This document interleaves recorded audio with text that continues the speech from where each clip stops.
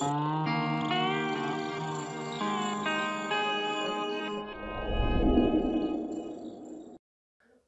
warahmatullahi wabarakatuh. Kembali lagi dengan saya Ahmad Bustanul Arifin.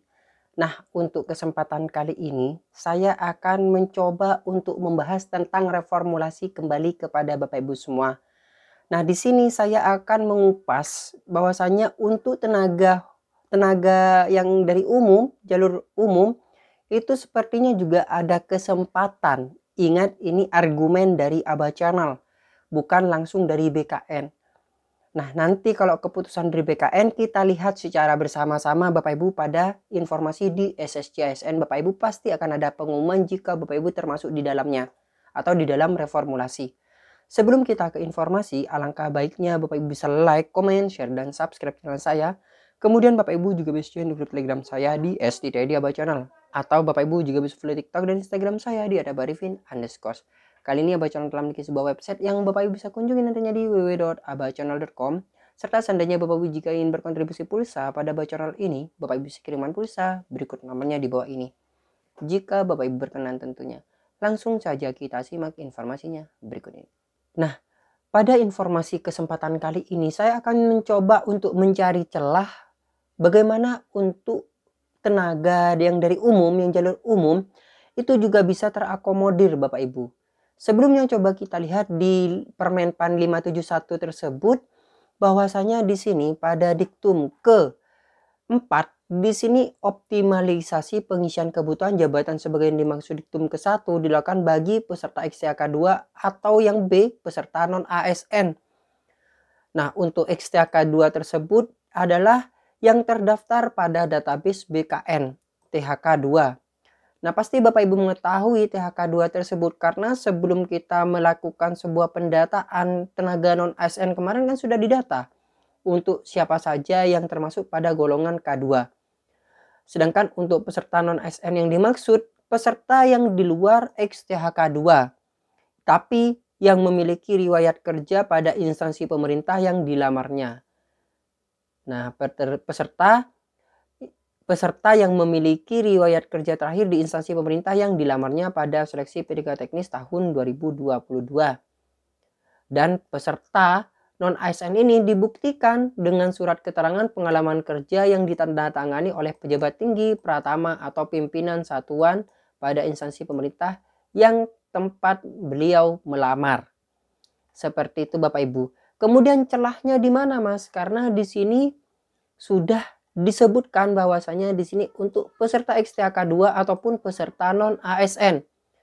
Nah, di sini Bapak Ibu kalau kita melihat, jadi kita melihat ini untuk optimalisasi kebutuhan itu memang dilakukan berdasarkan reformulasi nilai ambang batas kompetensi teknis dari hasil seleksi pengadaan P3K tahun 2022. Reformulasi ini diambil dari nilai ambang batas kompetensi teknis sebagaimana dimaksud pada diktum kedua ditetapkan berdasarkan nilai terendah pada jabatan yang sama yang formasinya belum terpenuhi. Jadi untuk yang belum terpenuhi. Nah, celahnya itu di sini Bapak Ibu. Karena kemarin ini tanggal 4 Agustus tahun 2023 bahwasanya Bapak Menpan RB mengatakan, maksudnya di sini bukan hanya Bapak Menpan RB tapi Bapak Alex Deni. Reformulasi P3K teknis bentuk afirmasi. Nah, jadi bentuk afirmasi penghargaan lah istilahnya bagi XTK 2 dan honorer yang telah mengabdi lama.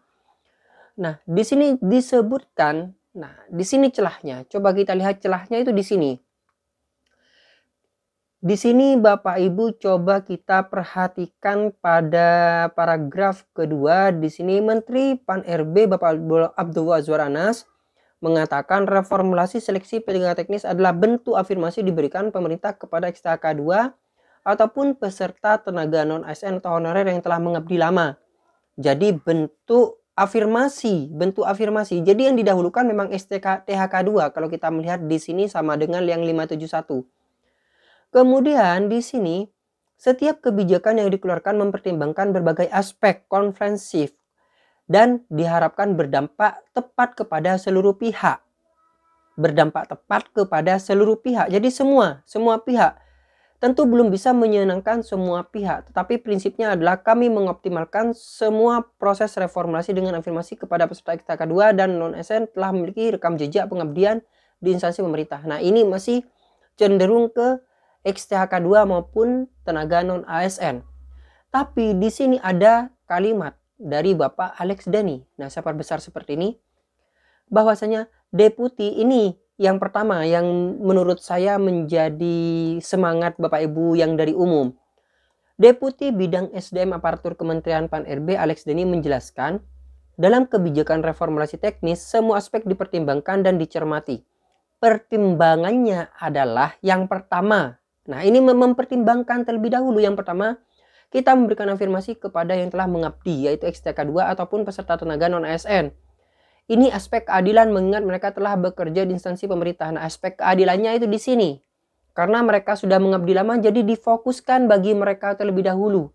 Akan tapi ada syaratnya, yaitu lalu kita harus tetap menjaga kualitas dalam proses rekrutmen.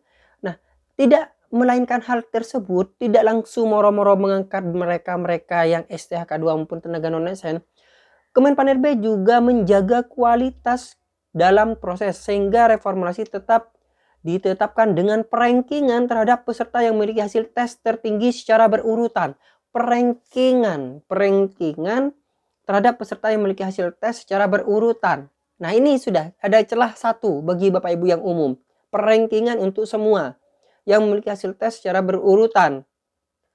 Kemudian di sini seperti diketahui Kementerian Pan-RB menerapkan kebijakan reformulasi seleksi P3K teknis 2022. Hal ini dilakukan untuk optimalisasi formasi terisi karena tingkat kelulusan yang rendah, pengisian jabatan terlebih untuk. Nah, di sini ini untuk segi aspek keadilannya di sini. Pengisian jabatan diberlakukan terlebih dahulu bagi XTK2 yang memenuhi reformulasi nilai ambang batas seleksi kompetensi teknis.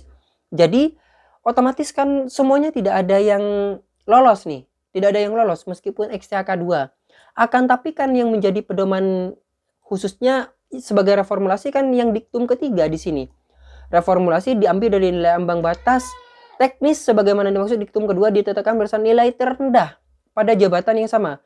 Nah, misalnya dalam satu jabatan 1, 2, 3, 4. Nah, ada formasi 1 misalnya. Nanti nilai teknis, nah ini ada teknis, manajerial, dan bla bla bla bla. Nanti saya akan simulasikan. Nah, yang diambil nilai yang terendah di sini, otomatis semuanya lulus passing grade. Nah, lulus passing grade bukan lulus dalam seleksi reformulasi, tapi lulus passing grade semua. Tapi yang diambilkan segi perankingan. Di sini, perankingan terhadap peserta yang memiliki hasil tes yang tinggi secara berurutan. Nah, tentunya untuk XTHK2 di sini yang memenuhi nilai ambang batas seleksi kompetensi teknis dengan peringkat terbaik. Nah, jadi ditentukan bagi yang THK2 maupun non-ASN dengan THK2 terlebih dahulu diutamakan yang memiliki peringkat terbaik terlebih dahulu. Jadi ditentukan dari peringkat terbaik seleksi kompetensi teknisnya. Misalnya tidak terbaik. Nah, bagaimana jika tidak terbaik? Jika masih terdapat formasi yang belum terpenuhi, maka kebutuhan diisi oleh peserta non-ASN. Nah, non-ASN dimasuk jika masih belum terbaik. Dengan nilai ambang batas seleksi yang terbaik pula. Nah, dipilih yang terbaik pula.